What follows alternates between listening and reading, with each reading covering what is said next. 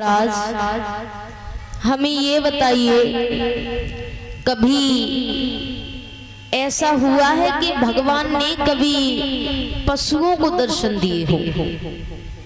सुखदेव जी कहते हैं हाँ अवश्य हुआ है।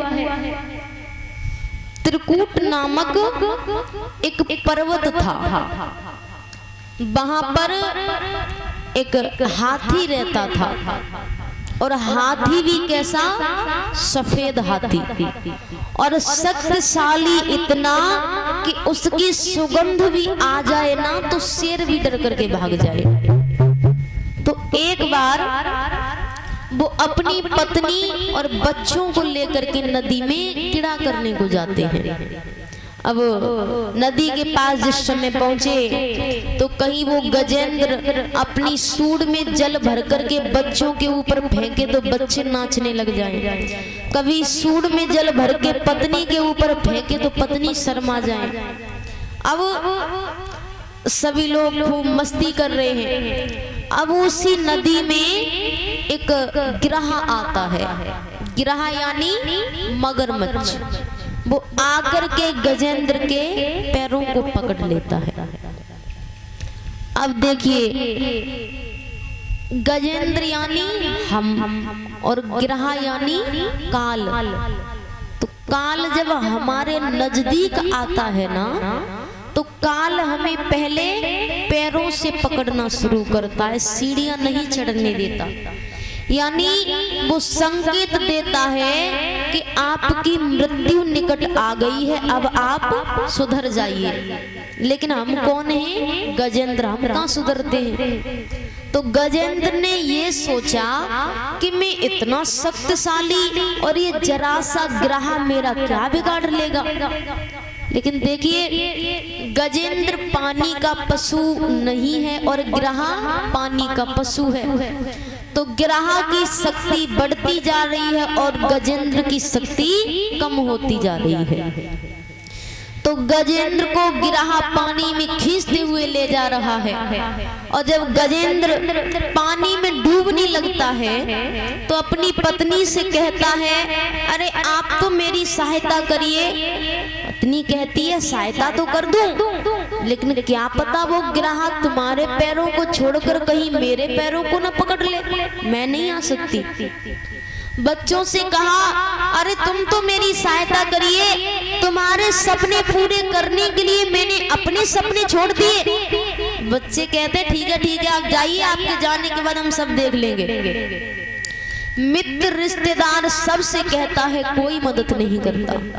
और जब कोई मदद नहीं करता तो अंत में आकर के भगवान को आवाज देता है कि हे परम पिता परमेश्वर मेरी रक्षा करो, हे द्वारिका के नाथ मेरी रक्षा करो।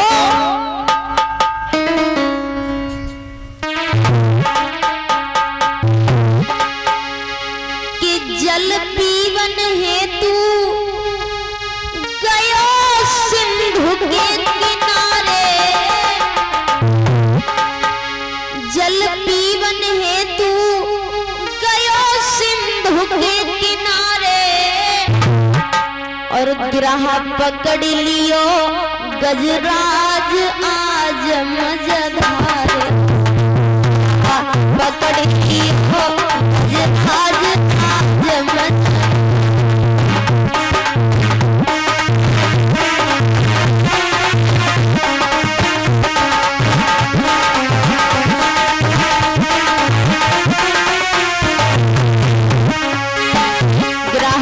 पकड़ लियो गजराज आज मझधारे, पकड़ लियो।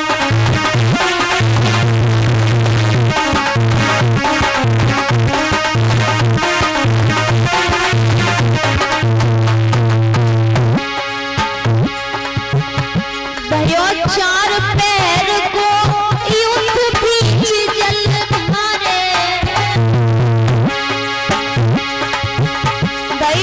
चार पैर को युद्ध बीच जल धारे, बल खींचत है ग्राह से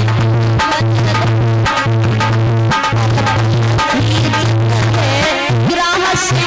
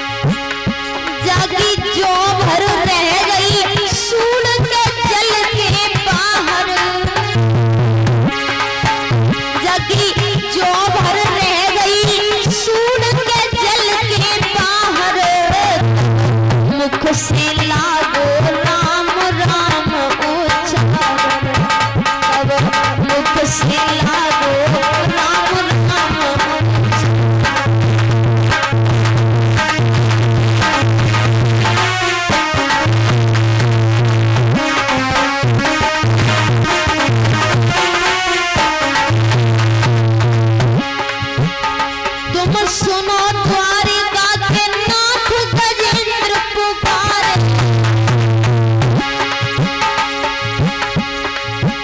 तुम सुनो द्वारिका के नाथ गजेंद्र पुकारे। राख शरण ब्रजराज आज गजहारे। अब राख शरण ब्रजराज आज गजहारे।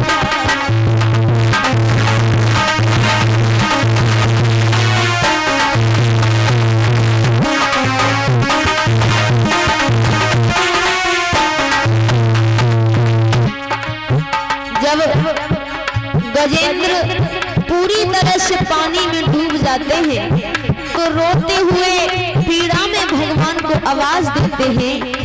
मध्य रात्रि का समय ही भगवान सो रहे थे। सुन कच्ची नींद में टेर सुनी प्रभु जागे। सुन कच्ची नींद में टेर सुनी दीनानाथ गरुड़ तज भागे। व्याकुल दीनानाथ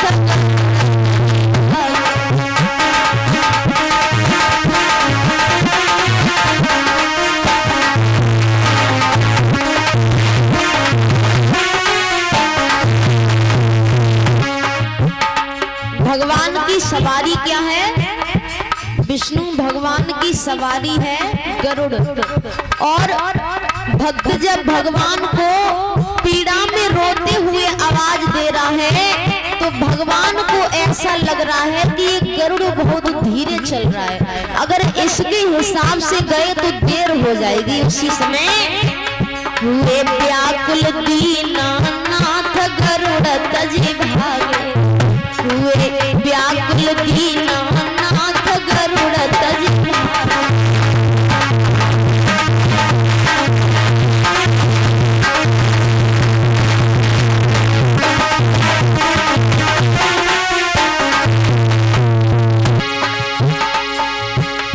लक्ष्मी जी पकड़े चरण शीश नवा।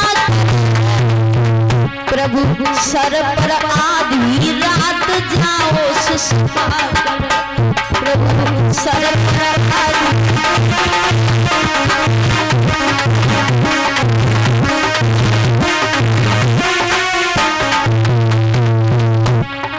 लक्ष्मी जी विष्णु भगवान से कहती हैं प्रभु मध्य रात्रि का समय है और हर भक्त के लिए खुद का जाना जरूरी है क्या? और तुम्हारे इतने सारे सेवक हैं, कभी उनके लिए कोई काम बता दिया करो। और जब काम बताना ही नहीं है तो सेवक रखे ही क्यों है? लक्ष्मी जी कहती है महाराज घड़ी तो ही करो आराम पीछे पगुधारो। घड़ी तो ही करो आराम पीछे पगुधारो। प्यारे सेवक खड़े हजार काम तो उड़ा। प्यारे सेवक खड़े हजार काम तो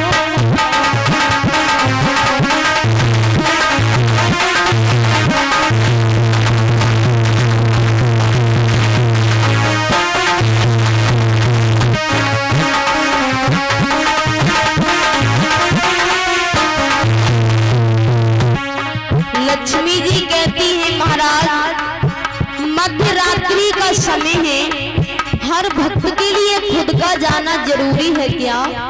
और तुम्हारे इतने सारे सेवक हैं, कभी उनके लिए कोई काम बता दिया करो। और जब काम बताना ही नहीं है तो सेवक रखे क्यों हैं? तो भगवान लक्ष्मी जी से कहते हैं मेरो करुणा सिंधु नाम वेद में गावे। मेरो करुणा सिंधु नाम वेद में गावे। मैं कैसे करूं आराम भगत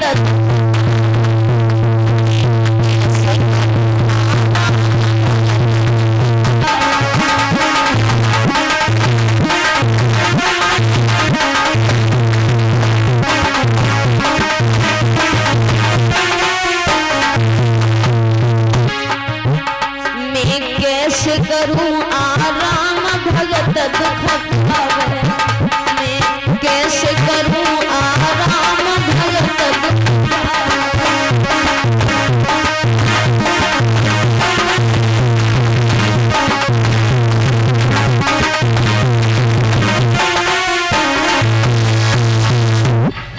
भगवान आते हैं तो सबसे पहले गजेंद्र को उसके पैरों से मुक्त कराते हैं और फिर गजेंद्र को अपने साथ लेकर के स्वर्ग में आ जाते हैं। और स्वर्ग में जब आते हैं तो स्वर्ग में आकर के गजेंद्र ने क्या देखा कि वो गिरहा गजेंद्र से पहले ही आकर के स्वर्ग में बैठा है। तो गजेंद्र ने कहा प्रभु अरे इसके कारण तो सब कुछ हुआ, लेकिन ये मुझसे ही पहले आकर के स्वर्ग में बैठा है। तो भगवान ने गजेंद्र से कहा कि वैसे तो इसे नरक में ही जाना था, लेकिन